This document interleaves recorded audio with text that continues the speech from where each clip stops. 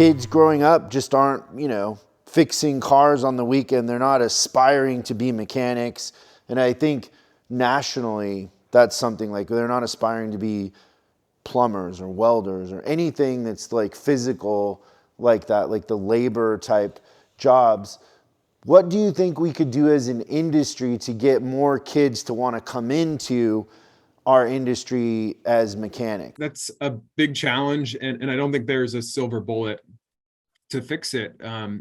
I do think there are some branding issues that could be fixed with some of these jobs, and especially when I think about the automotive repair industry is, we've been using the term mechanics, some would say technicians, or some of these other terms, but increasingly these jobs are really like, project manager jobs or engineering jobs or crafts people jobs.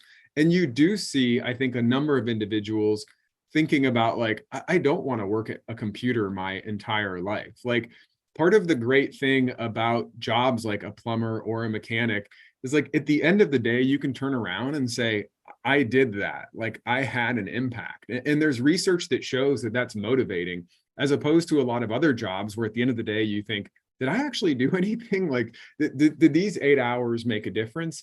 And so I think part of it is a branding challenge.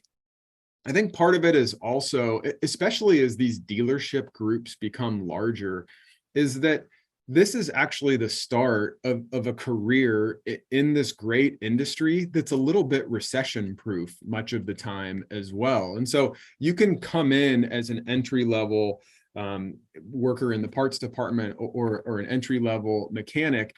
And, you and I could probably go back and forth and name 20 different career paths, all that end up in satisfying or near or over six-figure work that you can reach from that level. And so it's not like, so if you come in as a mechanic and you become the best mechanic in this system, you're going to make a very healthy living, But if you decide like, that's actually not what I want to do, I want to, do something more white collar. Yeah, we can transition. Like, in fact, you can go do sales for a couple years and then come back to being a mechanic, or you can move into parts. And so part of the advantage large organizations have is that they can cross-train employees, and over the course of your career, you can move on to these different challenges. And so part of it is not just like, if you're a plumber, you're probably going to be a plumber, for most of your career.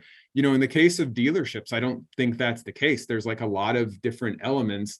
And for people who find business interesting, whether in all the different elements of it, you can have this really rich career in these organizations. So I think there's a career piece too. I would also say just a couple more things, if we have time for it. I would say, when it comes to remote work, I think that misses the conversation that should be happening right now. We should be having conversations about flexible work schedules. And I don't know if the automotive industry, if dealerships have been as creative with schedules as they could be. I think there's a lot of different ways that individuals want flexible schedules now. And because dealerships are not necessarily, they often operate like manufacturing lines, but they can get creative. Do you need to have 8-hour or 12-hour shifts? Or can you give people 4-day work weeks, 3-day work weeks, these longer schedules? Part of why people are drawn to careers like firefighting is because you can cram, your schedules into 2 or 3 days. And so if you talk to your employees and say, if you could drop your dream schedule while you still are working 40 or 50 or however many hours a week, what would that look like? And they may drop something and you're like, no, we cannot do that. But they may drop something that if you're open-minded, you may be able to do.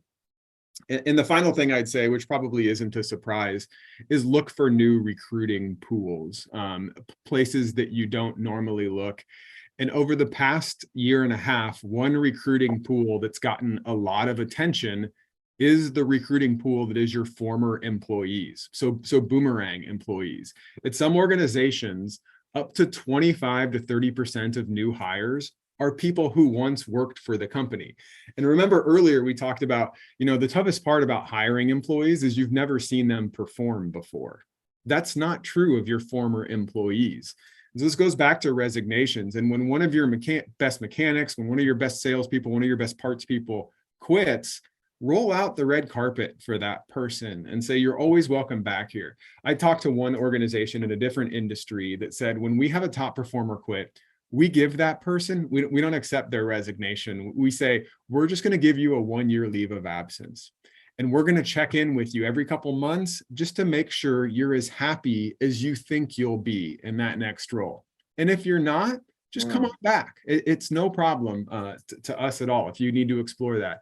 Because the research is clear from our standpoint, the grass is often not as green as it looks when people switch jobs. And so there's a perfect opportunity to say one of our best recruiting pools is also our former employees. And so let's keep in touch with them. And in that period of 0 to 1 years, that's maybe the perfect time. And then going forward in the future as well. That's genius. I love that. Thanks so much for watching this clip of Service Driving Revolution.